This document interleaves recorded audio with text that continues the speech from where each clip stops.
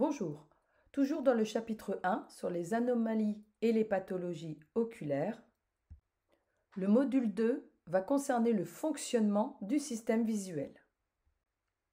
Les photorécepteurs sont essentiels à la vision. Ils sont de deux types. Tout d'abord les cônes, que l'on va retrouver essentiellement dans le centre de la rétine et donc vont concerner la vision centrale au niveau de la macula et plus précisément dans la zone fovéolaire. Ces cônes sont responsables de la vision des détails, des couleurs et vont essentiellement fonctionner en vision de jour. Ensuite, nous avons les bâtonnets que l'on va plutôt trouver en vision périphérique, donc sur la rétine périphérique et donc ce qu'on appelle la zone périfovéolaire. Les bâtonnets sont responsables de la vision d'ensemble, des mouvements et vont intervenir dans la vision de nuit. Donc les cônes qui sont responsables de la vision des détails et surtout de la vision des couleurs sont de trois types. Le premier type sont les cônes de type L, souvent appelés les cônes rouges, donc permettent la vision des rouges et plus particulièrement appelés érythrolabes. Ensuite, nous avons les cônes de type M qui sont souvent appelés cônes verts et sont également appelés chlorolabes. Et enfin, les cônes de type S, plus souvent appelés cônes bleus ou cyanolabes.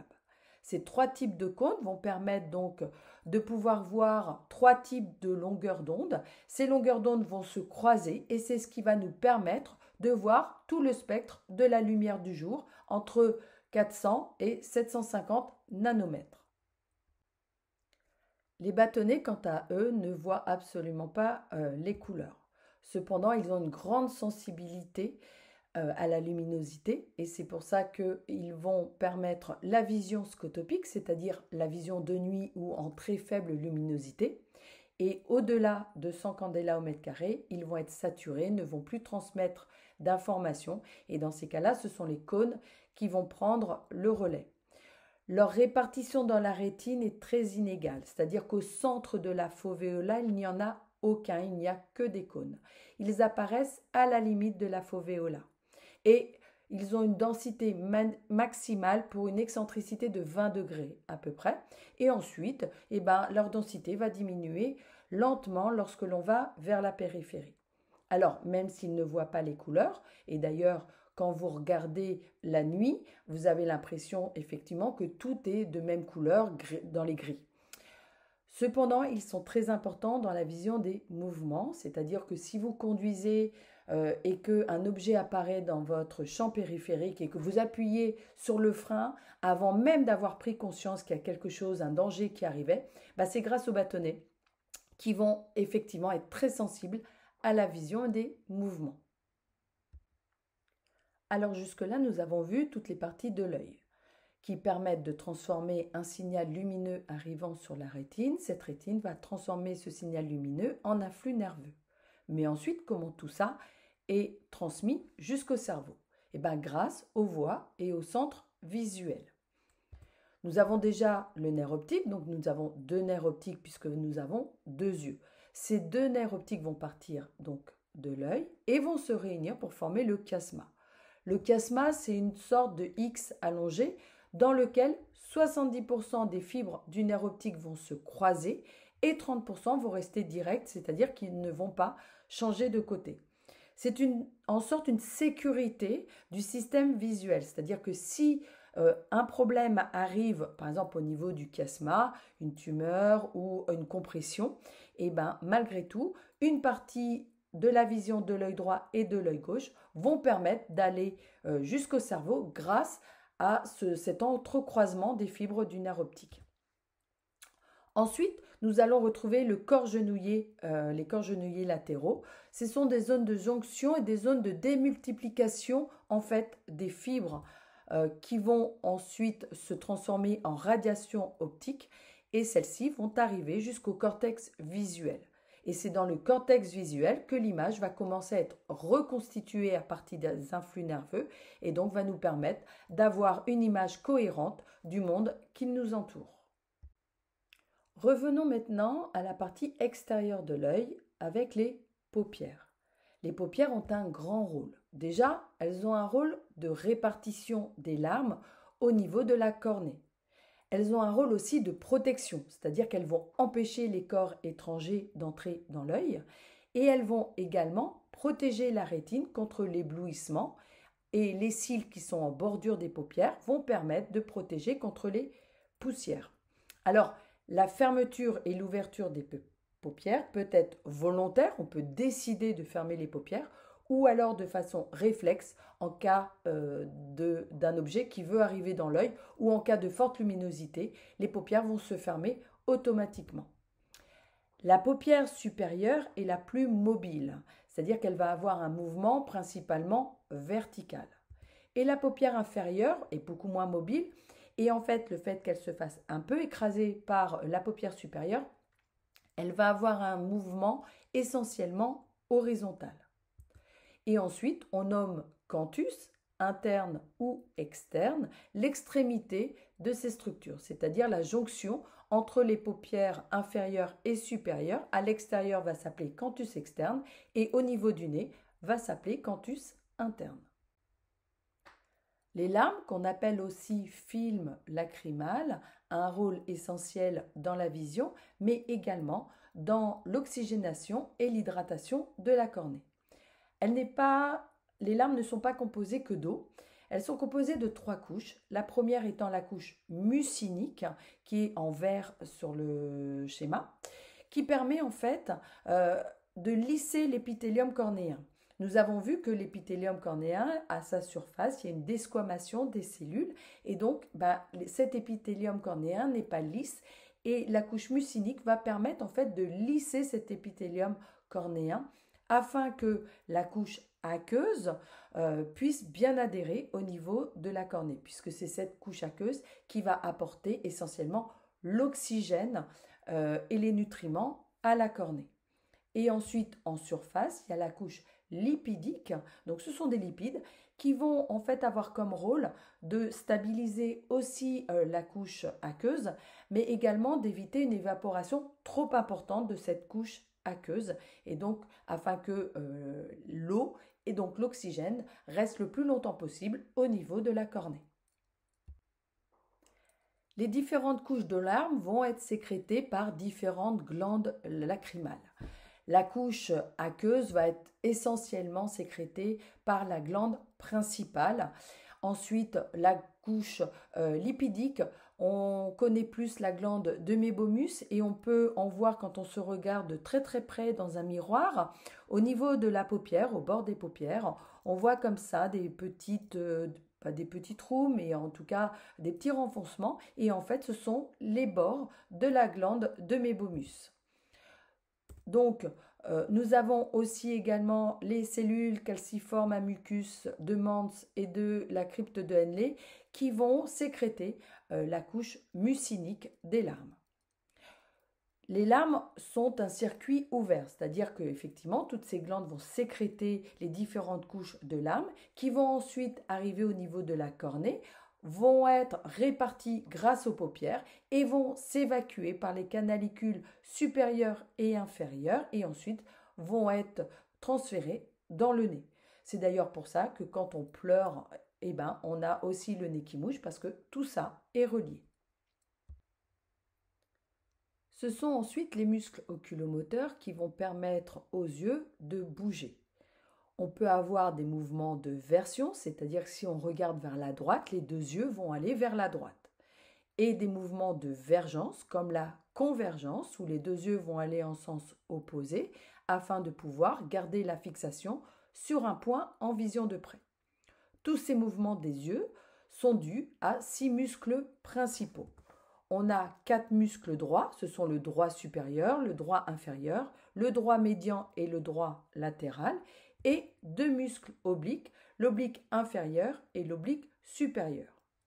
Tous ces muscles vont être régis par 2 lois, comme la loi de Hering, qui stipule que lors des mouvements de vision binoculaire, si l'influx nerveux est envoyé dans un œil, il va être aussi envoyé sur l'autre œil. Et la loi de Sherrington qui va dire que lorsqu'un muscle se contracte, son antagoniste va se relâcher de façon simultanée et proportionnelle. Voilà plus précisément les deux types de mouvements oculaires. Donc les mouvements de version, dans ces cas-là, les deux yeux vont tourner ensemble dans la même direction. Par exemple, si l'on regarde quelque chose à droite, donc les deux yeux vont tourner ensemble vers la droite. Et donc dans ces cas-là, on va solliciter le droit médial des deux yeux. Ensuite, nous avons les mouvements de vergence où les deux yeux vont tourner en sens opposé. Par exemple, dans les mouvements de convergence où effectivement, dans ces cas-là, ce sont les muscles antagonistes qui vont être mis en jeu pour permettre de fixer un point en vision de près. Donc, les mouvements de convergence, on va appeler ça des mouvements d'adduction et les mouvements lorsque l'on passe de nouveau de la vision de près à la vision de loin, ça va s'appeler un mouvement de divergence et donc également appelé un mouvement d'abduction. Alors, petit moyen mémotechnique, adduction, c'est, on pense au mot dedans. Dans dedans, il y a 2D, donc les mouvements d'adduction, c'est quand les deux yeux vont tourner vers l'intérieur. Et l'abduction, c'est l'inverse, quand les deux yeux vont tourner vers l'extérieur. Maintenant, quelques petites notions de neurophysiologie. En fait, le système nerveux dans tout le corps est divisé en système nerveux central et en système nerveux périphérique. Alors, le système nerveux central, c'est quoi? En fait, il est composé de l'encéphale, du tronc cérébral avec le cervelet et de la moelle épinière. C'est lui qui va donner des ordres aux muscles, aux organes et aux glandes. Et ensuite, il y a le système nerveux périphérique qui comprend entre autres le système nerveux sympathique et parasympathique. Et tout le corps, en fait, est régi sous le système nerveux.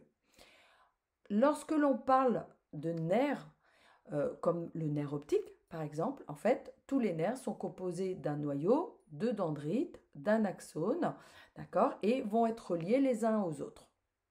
Au niveau de l'axone, on peut retrouver une gaine. Cette gaine, c'est les cellules de Swann et entre chaque morceau de gaine, on a les nœuds de Ranvier. En fait, lorsque l'on n'a pas cette gaine, le message pour être transmis va passer de point en point, donc il va mettre assez longtemps. Or, lorsqu'il y a une gaine, donc les cellules de Swann, le message en fait va être beaucoup plus rapide puisqu'il va sauter de nœud de Ranvier en nœud de Ranvier. Chez le bébé, au niveau du nerf optique, cette gaine va apparaître entre 2 et 3 mois environ, donc ce qui va participer à l'augmentation de l'acuité visuelle chez le tout petit. Le système nerveux va être relié à un système musculaire afin de pouvoir avoir certains réflexes. Les réflexes, on va les trouver dans le mécanisme de protection. Par exemple, on va avoir le réflexe palpébral qui va être le fait de fermer les paupières si un objet arrive dans l'œil. Le réflexe lacrymal que l'on va retrouver par exemple lorsque l'on a une poussière qui arrive dans l'œil, le système lacrymal va se mettre en route pour essayer d'évacuer cette poussière. On a également le réflexe pupillaire que l'on va retrouver lorsque d'un seul coup il y a beaucoup de lumière qui va arriver. À ce moment-là, la pupille va se réduire pour limiter l'afflux de lumière au niveau de la rétine. Ensuite, on a le mécanisme d'accommodation, c'est-à-dire lorsque l'on veut passer d'un objet que l'on regarde en vision de loin à un autre objet que l'on regarde en vision de près, nous n'avons pas besoin de réfléchir au fait de modifier la courbure du cristallin pour permettre la vision nette de cet objet au niveau de la rétine. Donc, ce mécanisme est également réflexe afin de permettre à l'œil une mise au foyer.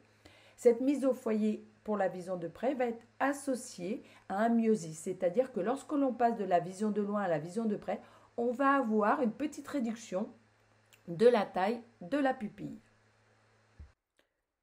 Une partie des phénomènes réflexes va nous servir dans la photométrie visuelle. Alors la photométrie visuelle, c'est l'adaptation de l'œil à la lumière et à l'obscurité. Alors on va déjà voir ce qui se passe lors d'un éblouissement. Déjà, la perception vient du fait que lorsque des photons appartenant à la lumière arrivent dans l'œil, ce photon est absorbé par différents pigments. Déjà, le premier, c'est la rhodopsine, qui est un dérivé de la vitamine A, contenu dans l'épithélium pigmentaire de la rétine et particulièrement au niveau des cônes. Ensuite, on a également l'iodopsine qui, elle, est impliquée dans les bâtonnets et l'énergie des photons vont brûler ces pigments.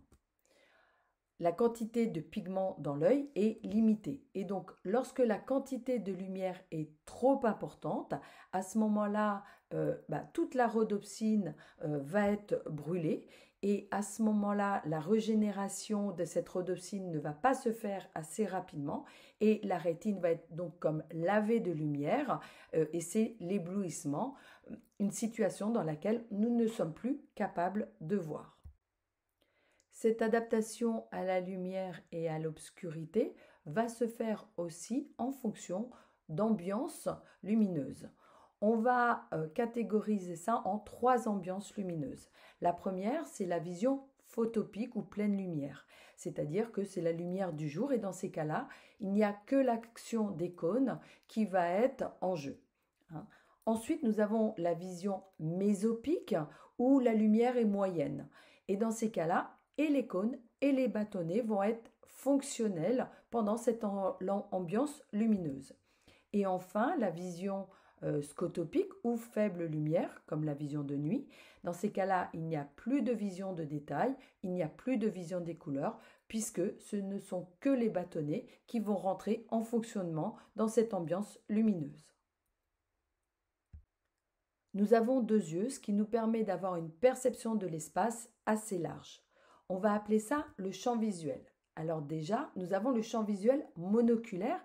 C'est la partie de l'espace que l'on peut percevoir lorsque l'œil est immobile.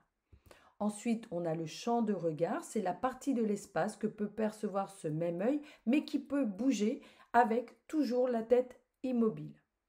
Et le champ visuel binoculaire, ça va être la partie de l'espace perçue par les 2 yeux immobiles.